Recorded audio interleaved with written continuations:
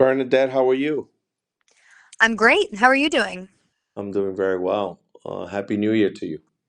Happy New Year to you. 2025. Let's go. Yeah, let's go. That's what I want to hear. Green light. Um, Green lights. Bernadette, put me in the room. Lower East Side. Paint the picture for me. What was Right. said? What wasn't said? I know that Speaker Carl Hastie was there and Senate Majority Leader Andrew Stewart Cousins. What's your readout? Right. So on Friday, the governor assembled a group of legislators, and among them were the two legislative leaders, Andrea Stewart Cousins and Carl Hastie. Those are going to be, that's the big three. And up in Albany, their big season is coming up, and those three are going to be the ones that are making all the decisions and possibly getting into fights with one another. So I was not aware that both Hasty and Stuart Cousins would be present at today's event, as the governor has been appearing across the state trying to sell this message that she cares about affordability, that Democrats care about affordability, especially in the wake of the national elections, where Democrats did not do as well as they hoped. From the top of the ticket down to local elections. Now, New York might be a bit of an exception considering there weren't massive losses of Democrats. But that being said, New Yorkers and Americans feel like they have less money and they have less confidence in the Democratic Party, at least according to polling. So the governor's up there. And one thing, Roberto, that stood out to me is she said something to the effect of, well, we're all starting out on a into the new year, and we're going to work together and we're going to be friends, something like that. And it kind of made me laugh because between January and March, that's when the governor and her Democratic counterparts are negotiating key details in the budget, and sometimes they are anything but friends. So I asked both legislative leaders about one of the governor's priorities, which is figuring out a way to change the law to allow law enforcement, social workers, hospitals to involuntarily commit, meaning get a person who is having a mental health crisis and experiencing it in a public space, specifically in this, this venue of where we're talking about in the subway system. And the governor wants to change the law, which allows them to be committed to a hospital, committed to a bed without their consent, which has been a huge, huge issue over the past couple of decades. You look back to the 70s when people were committed in these psych wards and held against people. And so there's really just been a back and forth of, a change, I suppose. It's the pendulum switch. And now, as we're seeing New York City really being there's a spotlight on the mental health crisis, especially in the subway system, especially when violence erupts from interactions with people experiencing an episode. It's been a problem. And the Democrats run the state. The governor is a Democrat, the legislature are run by Democrats, and New Yorkers are asking, why is this still a problem? So the governor wants to make changes to the law. The legislature has rejected that over the past two cycles. Now the question is, are they going to listen to voters, listen to New Yorkers who have kept them in office, and try to make a tweak? Because New Yorkers ride the subways and they are freaking out about this. There was some talk about pocketbooks, inflation. Right. Um, how was that received? I mean, Insulin co-payments. right. So yeah, the governor is announcing things, or she's cheering things that she's already done.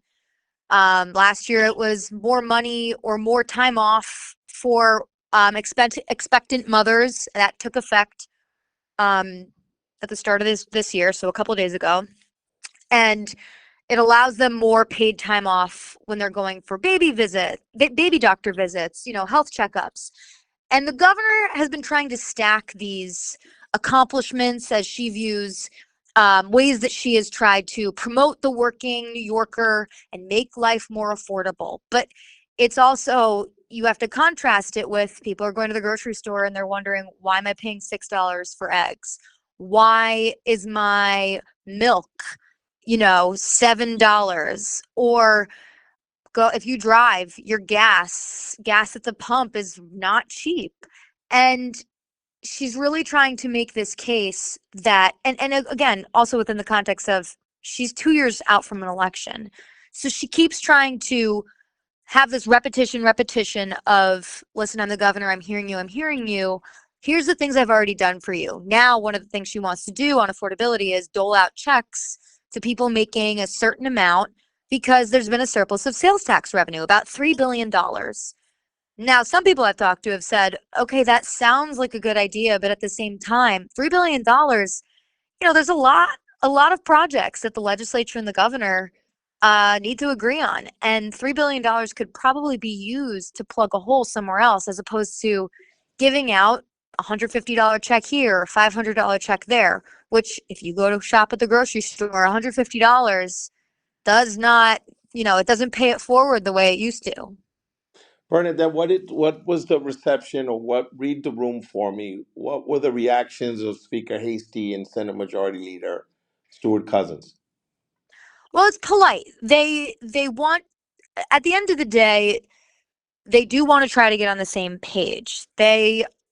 Over the past 3 budget cycles, when Hochul has been in charge, there's been a couple of cases where they have openly disagreed, but by and large, they try to provide a sense of unity, even if they may not like the details, or the members in the state Senate and the state legislature might not agree.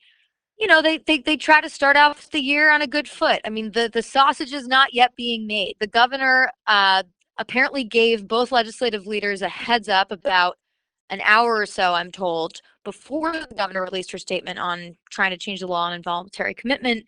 And it is courtesy. They like to be given a heads up so they're not surprised when I go up and ask them questions. They don't sound like this was the first time they've heard something.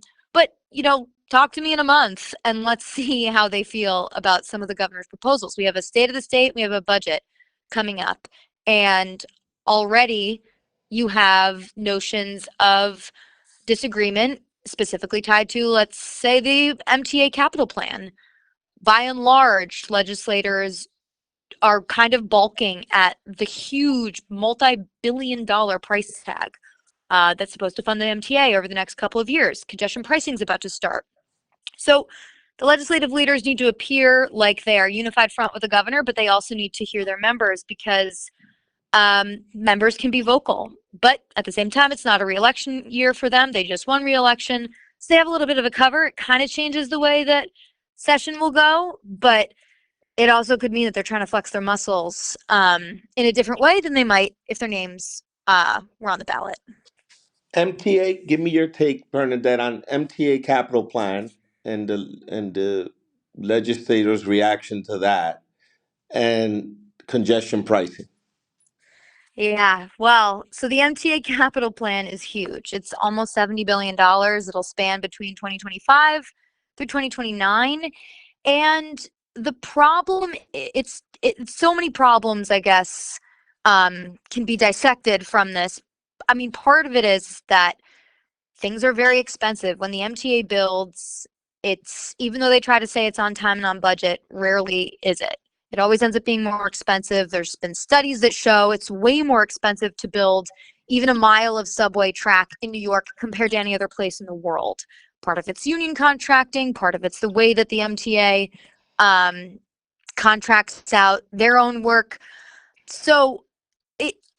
But at the same time, many of these projects are necessary. I mean, if you ride the train in any part of the city, you might be riding on an old car, and that's the least of your worries. Sometimes the signal doesn't work and your train is delayed for, it could make or break the way that you are getting home at night or getting to work on time. Or just, I mean, there's just so many issues. So, and years of disinvestment from the MTA stemming back to the 70s, 80s, promises of repairs, elevator upgrades, the list goes on and on. So part of it is a compounded issue of disinvestment. But then part of it is also, how many of these things are necessary and how should they be prioritized? And I think that the idea of prioritization is going to be a big fight, and how the legislature is able to flex their muscle with the MTA, because I think by and large they all agree, yes, we need to make investments and it benefits them and their constituents and their districts. But But conceivably, Bernadette, conceivably, and I'm right, sorry to interrupt you, yeah, conceivably, yeah, the purpose and premise of congestion pricing is to help the MTA with a lot of these issues. sure, except it doesn't get there all the way. And with the governor pausing it and then reintroducing it with a lower toll structure, although the governor's office and the MTA say, listen, we're going to get the same amount of money, it's just going to take a little longer. Um, at the same time, to play devil's advocate, there's really no guarantee that they will raise the amount of money that they need, which could also mean that the tolls will go up. Right now, it's supposed to be $9 for passenger cars starting on January 5th, but it could end up going up. There's a bit of a leeway. I mean, it could go up to $15 per passenger car. So it's one of those things where we'll have to keep studying it over the next couple of years. But if we're talking about affordability, people view this congestion pricing program restart as deeply unpopular. I mean, unless you maybe live in, it's twofold. If you live in a certain part of the city where you are not promised either new forms of public transit or improved, and you have to drive, you're like, why on earth is the governor and the legislature, but particularly the governor, making it more unaffordable for me? That's one view. But then on the other hand, people that I've talked to, especially over the past couple of days, as there's been talk of it maybe being stalled because New Jersey is um, filing lawsuits to halt it, which as of now don't look like they'll be successful.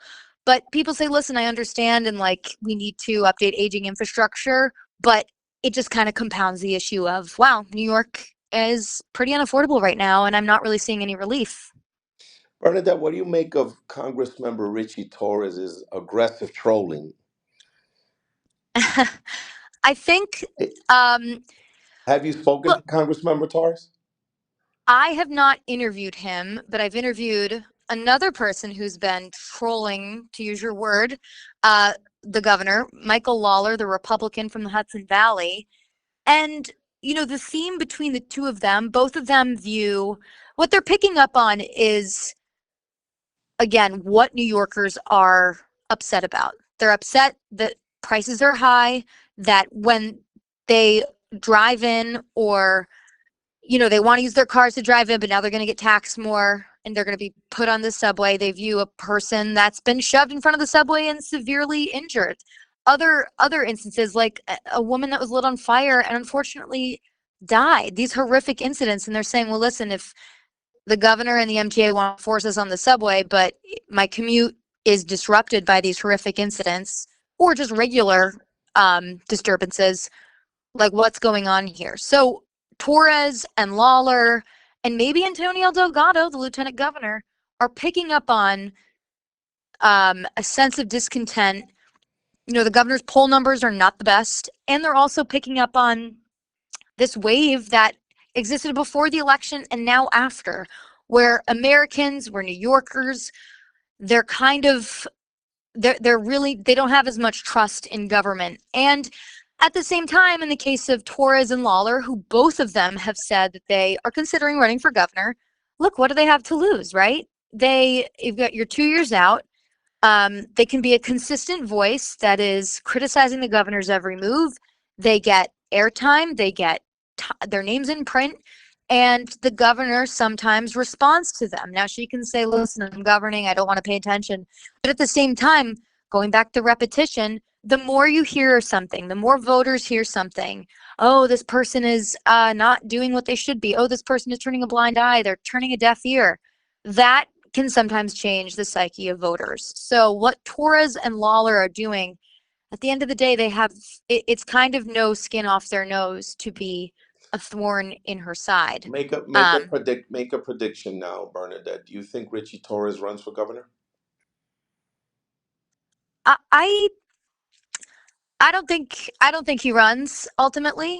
I think this is a Why? good, because he is a young Congress member from the Bronx. He can stay in that seat for a while and he can be a leading voice. He can get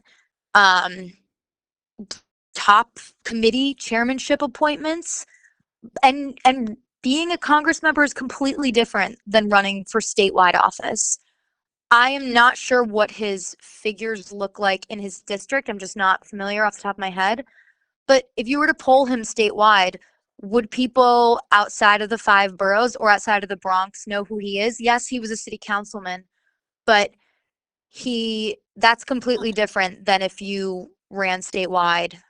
And look, he's young. He can do a lot with his career, but I just think he doesn't have much to lose by criticizing the governor and saying he's floating his name out there to run for governor, because again, it just builds his name ID. Same thing goes for jumping over to the mayor's race. Same thing goes for any number of this crowd. It's already a crowded field. You have several state senators, you have an assemblyman, you have a couple other people. Why not put your name out there and build up your name ID? It can only help you in the future. What about Delgado? Do you think he runs lieutenant governor? Delgado, he's one that I don't know about. I don't know if he does. He left Congress to become lieutenant governor. His public schedule is pretty light. I mean, even me covering him, I've spoken to him a handful of times, or if he's at an event with either Governor Hochul or separately, he really stays in the Hudson Valley or Albany area. He's another person who will need to build up his name ID. He was a one or two term congressman from the Hudson Valley. Again, that's completely different than running for governor. I mean, yes, he is lieutenant governor, but he was plucked from Congress by Hochul after the Brian Benjamin scandal. He's just a little bit more interesting again because he works for Hochul at the end of the day, right? They're partners, governor, lieutenant governor, but from what I've heard, he wants to do more, and he has done more with the election cycle that we just saw, but he would need to, again, he would need to build up his name ID too. I'm just thinking of Siena poll figures. I think he polls below 20% name ID. People don't know who he is. That's a problem. Bernadette, what do you think of former Governor Andrew Cuomo? If you were to bet, what does he run for, or does he run at all? I don't think he runs unless he's a shoo-in, which means Mayor Adams would have to drop out, or Adams would have to be out of the picture. Governor Andrew Cuomo, or the former governor rather, he doesn't do anything unless it's guaranteed. Also, running for mayor is completely different than running for governor. He'd have to show up to town halls and do other things that he didn't really have to do as much as a governor. I mean, it's just a different job. And he'd have to deal with Governor Kathy Hochul. If he were elected, then he would be, yes, the mayor of the largest city population-wise in New York, but she could punish him, as could the legislature, and the legislature tried to impeach him. He could be punished, and New York City could be punished by them and treated, on funding measures and other policy measures, just like any other city. So as of now, I know there's been rumblings. I know he wants to get back out there. He wants to change his legacy and his name, but I don't see him doing anything unless he's a shoo-in. So he runs for neither. I think he'd prefer to run for governor, to be honest with you, but I don't, where's the goodwill? Does he have goodwill still with unions? Arguably, no. And Governor Hochul has done a very good job of locking up support ever since she ran and won a full term. She scared off the Attorney General. Tish James dropped out of the race because Hochul, to her credit, is a fierce fundraiser and also locked up support early on. Former Governor Cuomo had that support in his 3 terms, but that was significantly eroded during COVID, not just because of the sexual harassment scandal, but because of just a whole number, it was just a number of building issues, the nursing home issue, the book deal, but not just that, just the constant, conversations and phone calls coming from his office, ordering people to do this or that.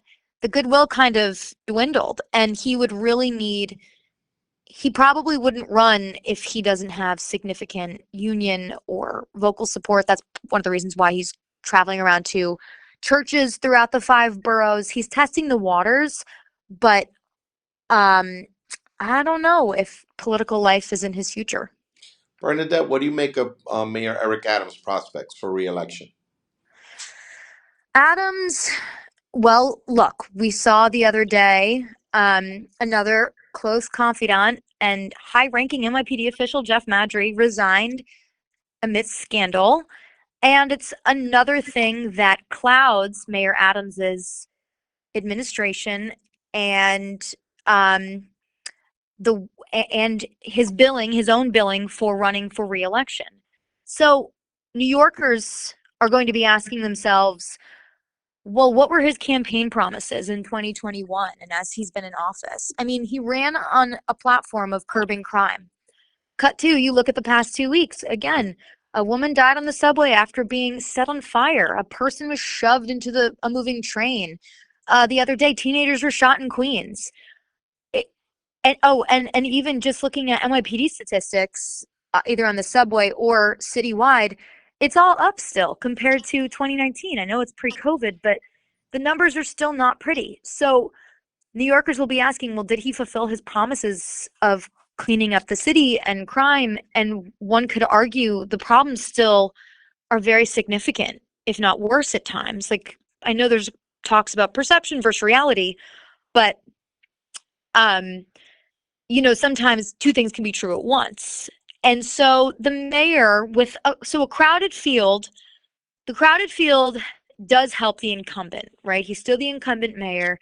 And people could view the indictment, the lingering indictment, and all of the resignations of top aides as just, a targeted affront against him. That's one view. But with ranked choice voting, that really complicates the way that New Yorkers cast their votes. So I was looking at these at the results from 2021 with, another source a couple weeks ago, and the mayor, he has this group or this block of 30%, right? If you look at the several rounds of ranked choice voting from 2021, and there's a crowded field at first, the mayor had this solid block, and I think that is probably what the mayor and those that are running his campaign are looking at and counting on him to retain in this upcoming election. However, it was a slim margin. If you look at Adams and Catherine Garcia got all the votes from the people that dropped out, and the mayor really did win by a sliver, but partially because he retained this solid chunk of support. And if that is cut into in any way or lessened, even by like a tiny margin, he could be in big, big trouble. So I would say he can still absolutely win under indictment, 1,000%, but I think I need to see more from people throughout the city, not just Manhattan. We need to see from all 5 boroughs. Do they think that the mayor, despite all of these conflicts and massive controversies, do they still think that he's the best option compared to the rest of the field? Because again, the name ID, the name recognition of the other candidates is low compared to Adams. He's the mayor of the biggest city. Does anyone impress you out of the potentials? I mean, it's not necessarily like a conversation about impressing. It's No, I just, mean someone you think they can pull it off. That based on what you're seeing and hearing and yeah, reading.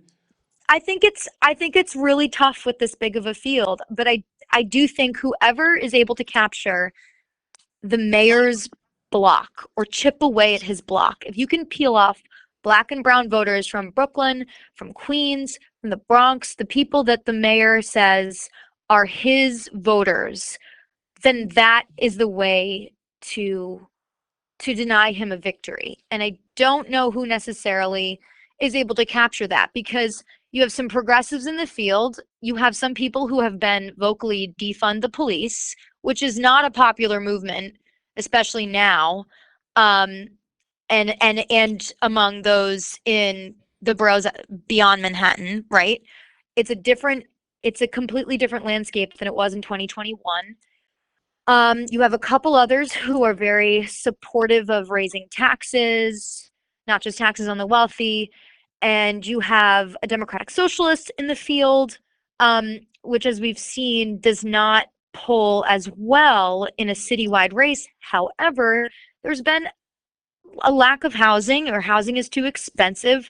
Again, affordability, and a socialist message could maybe pick up some support in some of these neighborhoods, right? Parts of Brooklyn, parts of Manhattan. But I just, again, I think whoever is able to secure a portion of the mayor's base, as his campaign calls Well, it, Bernadette, the fact that that we're be 6 months out and you can't name a name bodes really well for Mayor Adams exactly. for Well, his that's why I said reelection off the top. prospects. Yeah. Right, that's why I said off the top, he's the incumbent. Power to the incumbency. And the mayor is still he's still in charge. But however, it is a massive, massive problem that all of the people that were surrounding him 4 months ago, and not just within City Hall, but within the NYPD, the largest police force in the nation, have resigned. You have FBI raids at their homes, federal investigations, state investigations. That still is not, it does not bode well for the mayor. But the question is, who will voters pick instead of him? Who will they say, well, that's a better option. That's a shining. I mean, I was just out with friends on New Year's who said, well, who is running against the mayor? I haven't seen any coverage. And I'm like, well, there you go. Even if you're a minimal news consumer, you know who Mayor Adams is, but you don't know who many of these other names are. Bernadette, do people care? Do you think ultimately will people care that the mayor is, for all appearances, cozying up to President Trump? Do people actually care? People do care, but maybe for Or different will it reasons. matter at the end of the day? Meaning in terms Well, of his well, reelection. look, Well, look, I mean, the mayor and Governor Hochul called Trump before, or right after the election, right? Governor Kathy Hochul had been railing against him before the election, but then right after he was elected, I was down in Puerto Rico at the Somos conference. She said, I had a great conversation with him. We talked about beautifying Penn Station because Hochul, Adams, all of these other business leaders, look who's flocked to Mar-a-Lago to kiss the ring, so to speak, with Trump. They recognize that he is going to be the leader in the White House, and they will have to work for him, or work with him, not work for him, but work with him. And at the end of the day, it is a benefit to New York, the state, and the city to have a decent relationship with Washington that's not based on ideology, because Washington does control so much in terms of, I mean, look at Medicare and Medicaid. Healthcare funding is going to be a huge question mark for New York, the way that the funding formula continues or does not continue to flow to the state. That's going to be a huge, huge issue. The way that deportations and immigration plays out. There's just so many questions. So, but then Adams, to your question about him, um, kissing the ring or playing favorites with Trump, Adams also does have a personal stake in this because a new DOJ is coming in, and a new U.S. attorney in the Southern District is taking over the case that, Adams is due in court in April. So the mayor also has a personal stake in this. But I think as government leaders, look, the Democrats are going to play ball with Trump as best they can. Bernadette, let's wrap this up. Give me your biggest winner in 2024 at the state level and city, and biggest loser 2024 state level and city.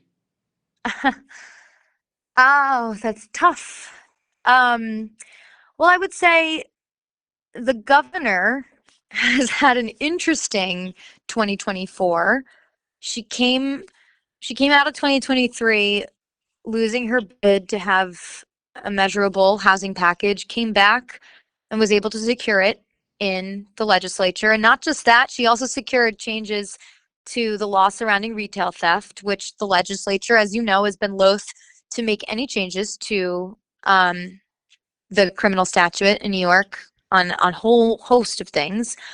But then in June, she paused congestion pricing, which out of nowhere without garnering support or making, some sort of grand show. And for those that she thought that it would please, they were mad at her because they saw it as a political move. And for those that she made angry because they supported it, she just didn't have any friends from it. So she took an issue that was not hers to shoulder. She could have just said, listen, I have to put it into effect and blah, blah, blah. But then the governor took an issue that she really transformed it into something she'll have to carry with her through the next election cycle, and she's going to be slammed on it by Republicans and Democrats alike. So I think, honestly, I would say that the governor has had high points and low points, and what really matters, though, is what people think going into 2026. Are her numbers going to improve, or are they going to lessen? And I think, just lastly, I'll say the governor is in a tough position because, you have a legislature that is Democratic run, that tends to track more to the left. There's more cover in numbers. The governor is one person, but she also carries all the weight in the budget cycle. She can shove things into the budget and make the legislature swallow it, but she also needs to give them a little bit. I don't know. There's definitely a handful of things that we can say are going to be huge fights, but then there's always every year something that we don't realize is going to be a big fight. So overall, And I wonder what that will be. the governor was a winner in 2024, based on what I you're think saying. I think overall she was a winner, but doesn't get credit probably for being a winner because her wins are also negatives too. Congestion price pausing it in June because of affordability. Well, one could argue, okay, well, I'm not paying anything now to drive in and out of Manhattan. I mean, I'm paying tolls, but I'm not paying $9. So you can't. So the argument of $15 to $9, okay, it's less, but at the same time, people are getting taxed, and you've got nurses, doctors, educators, firemen. I mean, you've got people that are like, well, this kind of, I don't have an exemption on this. So those are the people that Hochul needs to vote for her. How does that play? So who is the biggest loser at the state level 2024? At the state level, um, I mean, I don't know about loser, but I would say one thing to watch: the horrible, disturbing death of Robert Brooks at the hands of correctional officers at Marcy that just happened. Um, Unfortunately, the Department of Corrections is often an overlooked massive agency within the state, but it's also a black box because you reach out for comment, you can, there's so many regulations about releasing information. I think that's something that was a shocking an unfortunate event that happened last month, and I think it'll be something that legislators and the governor will have to have their eyes on. So it's not like a winner or loser situation, but it's one of those things where it's like, added to the list of unfortunate events that legislators and the governor will have to deal with. All right, let's move to the city. Biggest winner 2024, New York City. um, the mayor for not having to resign, not succumbing to he's also, it's a similar situation with Hochul. He's a winner and he's a loser in the sense that the mayor is operating his administration under indictment, but he also has to get policies pushed forward. They just passed City of Yes through the city council, which was also a win for City Council Speaker Adrian Adams. But the mayor also got charter revisions through, right? He had a handful of charter revisions that were deeply unpopular with city council members, but New Yorkers passed all but one of them. The mayor also shed a ton of confidants from City Hall and the NYPD, and there's multiple investigations going on. But again, he still is saying he's running for re-election. So there's just been highs and lows in City Hall. Biggest loser city. I don't know who the biggest loser is. Who do you think? No, wait. I'm the one asking the question. I mean, it's not necessarily biggest loser, but those that ride the subway those that are unfortunately living on the subway because they're homeless or they have mental health issues, people have to start riding the subway more because of congestion pricing if they didn't already. Um, but again, day after day, you go down there and you either witness or you are a victim of or you are fearful of an incident. That's a huge problem. And that's that's that is something that it will deter tourists from taking the subway. I mean, or they will because they have to, but that's New York City. It's becoming synonymous with New York City. Oh, the subways are dangerous. That's what I hear from people in New Jersey or those that are not from the city. They're a plane ride away in California. Oh, I've heard it's worse. And I ride the subway pretty much every day. And rarely do I encounter, rarely am I a victim of, actually, let me say, of um, a scary situation. But I got to tell you, you do see people that are, unfortunately, they're homeless and they're living there, or you have people yelling on the platform. And yeah, they might not be bothering anybody, but you just don't want to be the person that is in their line of sight if something ends up happening. So yeah, the subway riders. What's their future? And that's something that the governor and the mayor have both pledged to make a dent in, and that's why the governor is making this a huge, huge push um, this upcoming session. Bernadette, give me a prediction for 2025. 2025. I think I think that the legislature and the governor will be at odds over like what I just said. Um, Subway safety, MTA funding, taxes. But I think that the governor will get cover from how voters view all these policies. I think that will be helpful for her. Um, the governor is running for reelection. She, year after year, has gotten better at her job, but I think more people will jump into the race to try to test their footing, Who test are the who are, who waters. are, who are some predict? Give me a prediction. Who do you think has will give me a dark horse, so to speak, of someone who may jump in? Well, that's the problem, right? With the Democratic Party right now, the bench of those that would run and win statewide, is a very short bench. To Torres and Lawler, and I mean, now I'm bringing in Republicans, but to Torres, Lawler, and Delgado's credit, they're at least jumping out and saying, listen, like, here's my vision for XYZ, and, I'm critical of XYZ. But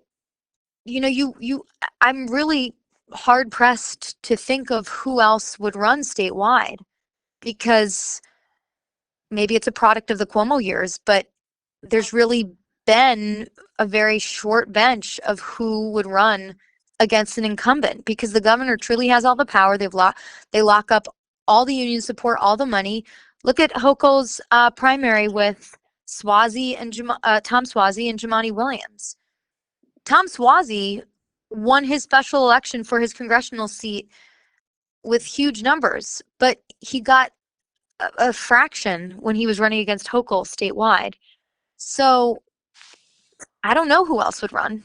Also, who wants the job? Who wants to be dealing with this where you are, the buck stops with you? Yeah, I'm only saying it based on you saying more people will run though. But so I think more people. I think more you people. think someone will, you just don't know who. Here's why I think. Yeah, I don't know who. Here's why I think because the longer that every day, if you look at Richie Torres's Twitter page, every day he is criticizing the governor, Lawler as well.